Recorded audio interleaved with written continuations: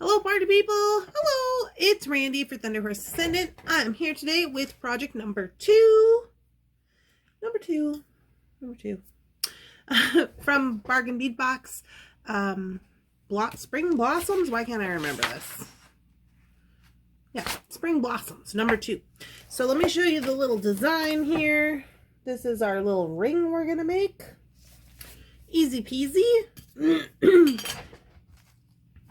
So let's jump down to the mat and get this party started. This is Bargain Bead Box project number 2. Here we go.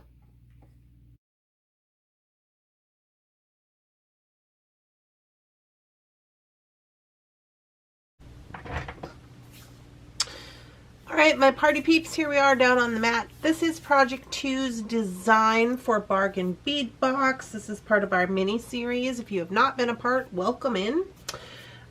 So here's my numbers, here's my little corresponding bag of beads, and we're just gonna whip up this little ring. So I have a few pieces here of chips, of the peridot chips. I know that my bead mat is probably not the best for showing these, so I'm gonna zoom in.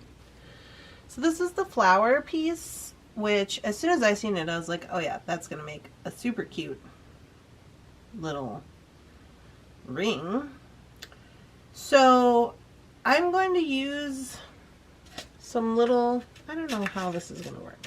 I don't know if I want to use one or if I want to use more than one of these little guys. So we shall see. But I am going to be using 22 gauge artistic wire. Now normally for ring you would want to use a lot more heavier gauge of wire, like maybe a 20 gauge or something. Maybe even heavier than that if you prefer, but I am going to be wrapping this around a few times to create the band of the ring, so I'm not too terribly worried about that. So what I am going to do is I'm going to get about, what is this? Better measure it, I suppose.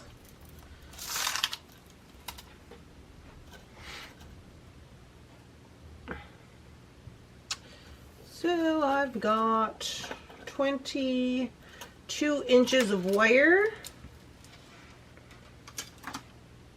Got about 22 inches of wire here, and I'm just going to cut it off of there. So we got 22 gauge, 22 inches. Easy peasy.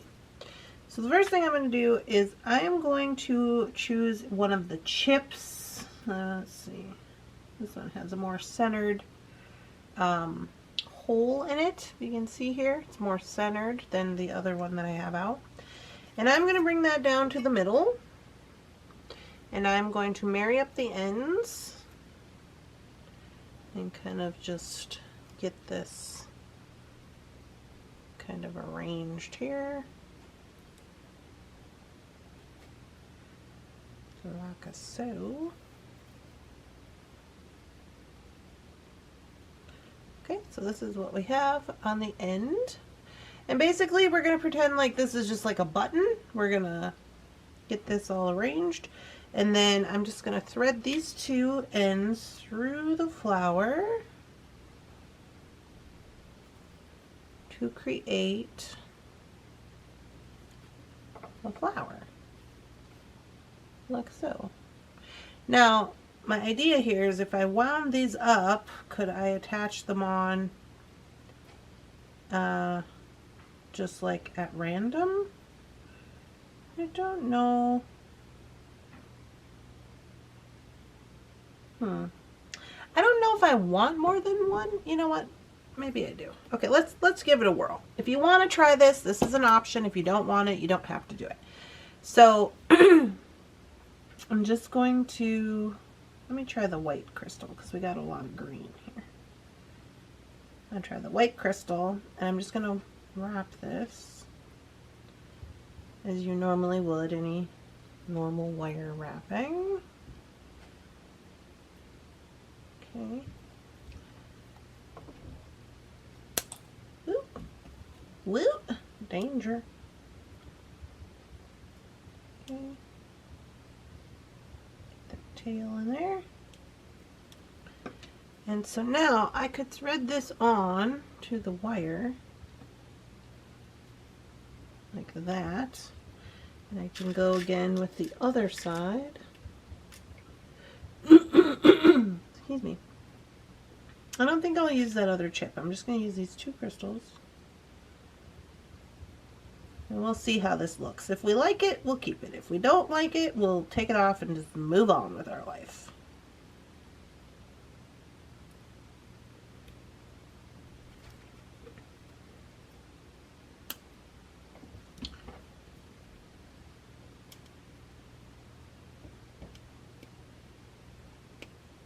Okay. So we'll put this one on the other side here, which is this one, I believe. Just thread him down.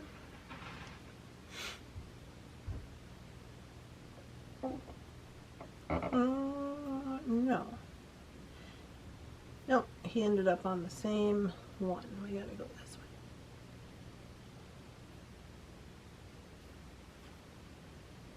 way. Okay. So now we have one on each side. Now we can take the whole works. We're going to put it into the front of the flower.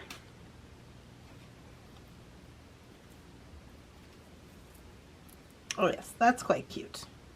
I believe we will keep it. See how it gives it a little something and they move around? That is cute. I do like that. I think 2 is good. Alright, so now we're done with that portion.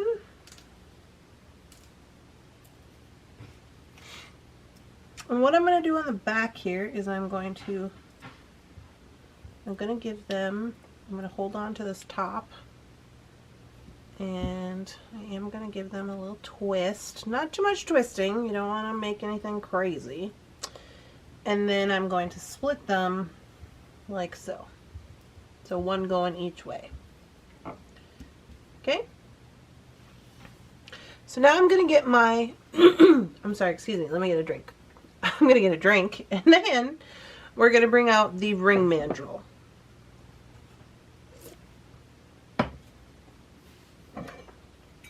So let me zoom you out. This is what my ring mandrel looks like. Sorry, it's squeaky. Needs a little WD-40, I guess. This is what my ring mandrel looks like. It's removable from the station, so you have a little more to work with. You can, I get a metal one so you can hammer on it. Because I have made sterling silver rings with like the torch and everything in the past, and this is what I use for that. Now you don't have to have a ring mandrel to be able to make this ring. You could use a marker or anything with a round that you can wrap around, right? So we don't really need a whole lot of stuff. So because I have my mandrel, I am going to use it, and I'm going to zoom you in so you can see what I'm doing. You guys, there we go. So now I am going to put it, I'm going to make an 8. But once I get to everything wrapped and hammered, the plan is for it to actually be about a 9. So I'm going to start on the 8 because, as we know, when we hammer things, sometimes they get a little stretched out. And so I'm just going to take and wrap this around. So I'm bringing this tail around like so. And what I'm going to do right here is I'm keeping them pretty tight, and I'm going to hold on to the one side. I'm going to try to show this to you. And I'm going to come up and I'm going to wrap around the flower. Okay. So just going to keep going around till I come out the other side. So one full wrap. Then I'm going to take this side. Same thing. I'm going to take this side. And I'm going to start over here. Again, keeping it pretty tight. And I'm going to wrap around, one whole wrap around the flower. And then I'm going to bring crisscross again on the bottom.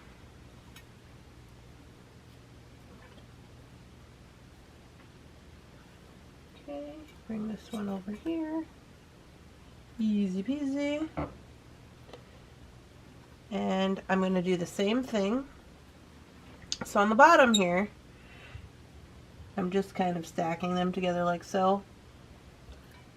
Okay, I'm going to do the same thing again, keeping them tight. I'm going to start with this side. I'm going to go around. Okay. And then this one.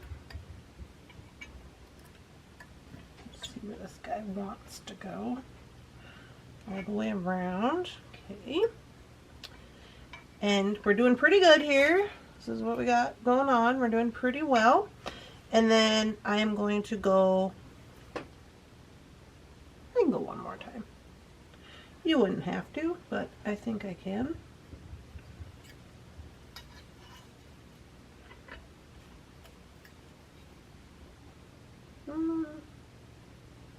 Nope, change my mind. I'm not going to. So once I'm wrapped around the flower, I can then remove this. So this is what we got going on. I can then remove this from the mandrel. It's pretty tight on there, but we should be able to wiggle it on off. Once we get up here, we should be smooth sailing. Okay, so this is what I have. And then what I'm going to do is I am going to take this side and we're going to wrap right here. So to get it started, I just am going to bring it through and kind of get it going here. I am going to go ahead and grab on to it with my plier, just so I can get it started without messing anything up.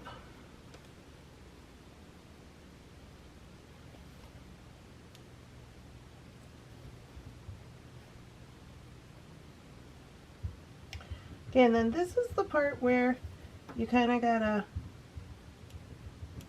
you know, be a little bit gentle and use your best judgment to get the wire working the way you want it to. Keep wrapping around.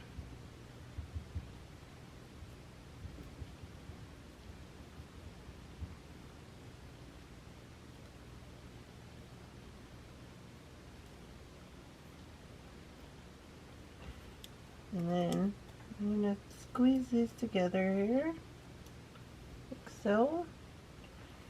And I'm just going to leave that side the way it is for now. I'm going to come to the other side here, and I'm going to do the same thing.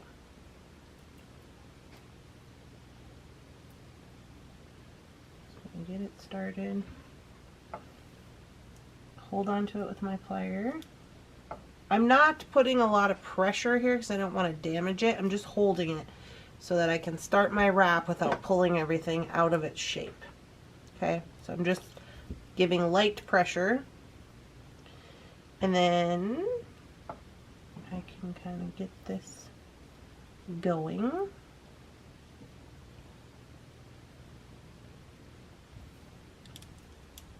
And if I have trouble, I can kind of give it a level pull and do about 3 or 4 around here.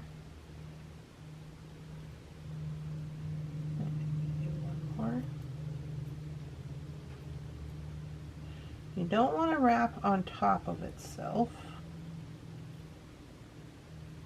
Okay, so then again, I'm going to take my plier and I'm going to grab all those wraps and I'm going to squish them together and give them a little squeeze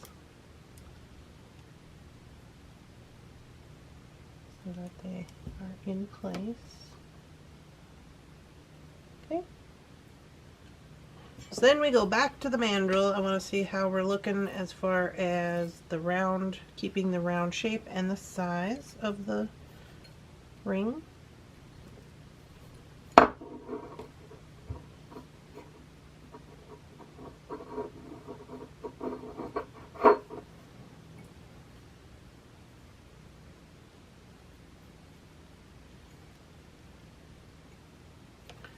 Okay.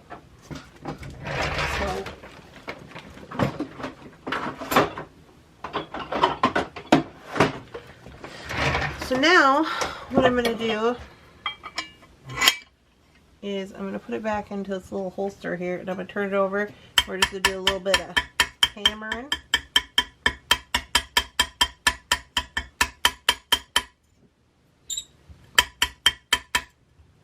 And as I hammer, you can see it's getting to be a little bit bigger.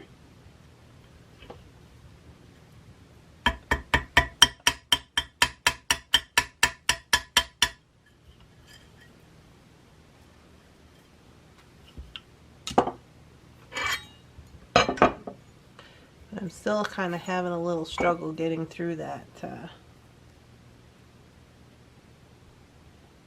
getting through over the top of the 8. Okay, so now you can do as many wraps on here as you would like. It's completely up to you.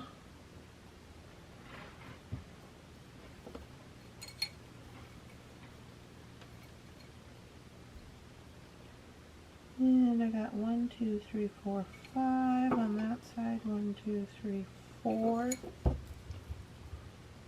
So I want to make sure that they're the same on each side. And then what I'm going to do, there's a couple of options here to end it. You can do do a curlicue on the top if you want to. Or you could just cut it and squish it. I think what I'm going to do is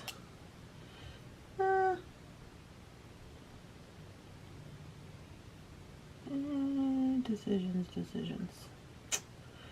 Let's see. Maybe I'll do, let me try the little curlicue. I'll try the curlicue here for those who want to know how to do it. So again, I'm just going to squish this all flat, make sure it's where I want it to be. And then I'm going to take my round nose and I'm going to start a simple loop. Then I'm going to switch over to the chain nose and I'm going to start curling this way.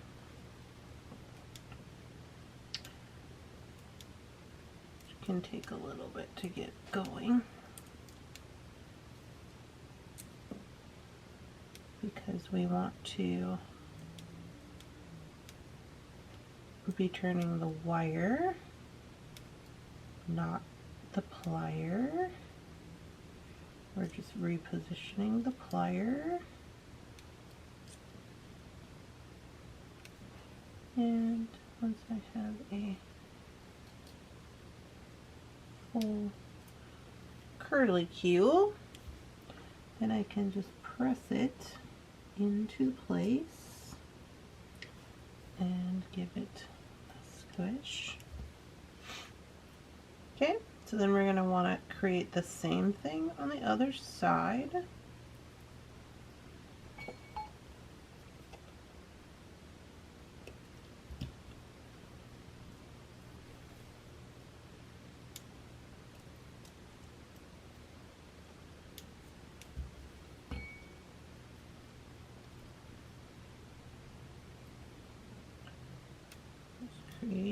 Starting with a simple loop until it touches itself, and then we are gotta get this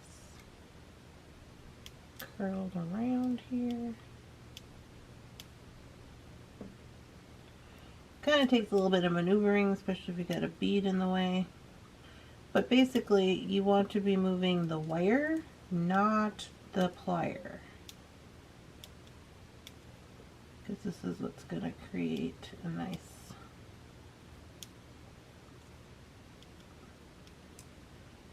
round curlicue.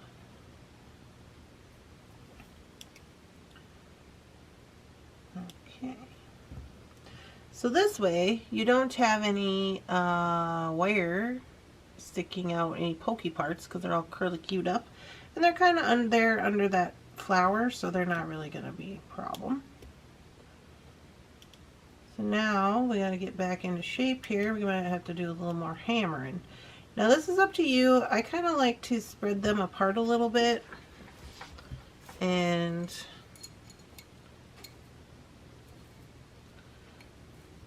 get going on this endeavor here.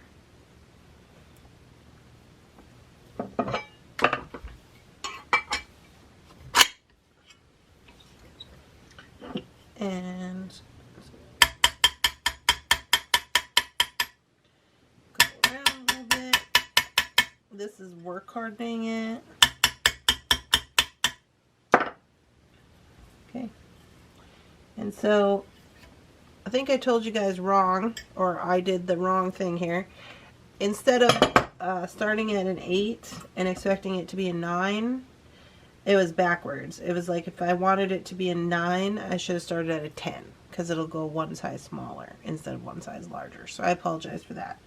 I will try to make a note in the beginning of the video. But now there's an option here where you could wire wrap the band if you want to. It just is a multi-strand wire. You could wrap it at the bottom. Sorry, my hands are so bad. It's still winter here in Minnesota, so I am still struggling with my hand situation, but it did turn out very cute. And I think as that wire starts to warm up, it might stretch out a little bit. But, yeah, there you go. Very cute little ring. So, if you've ever wanted to make a cute little ring, there you go.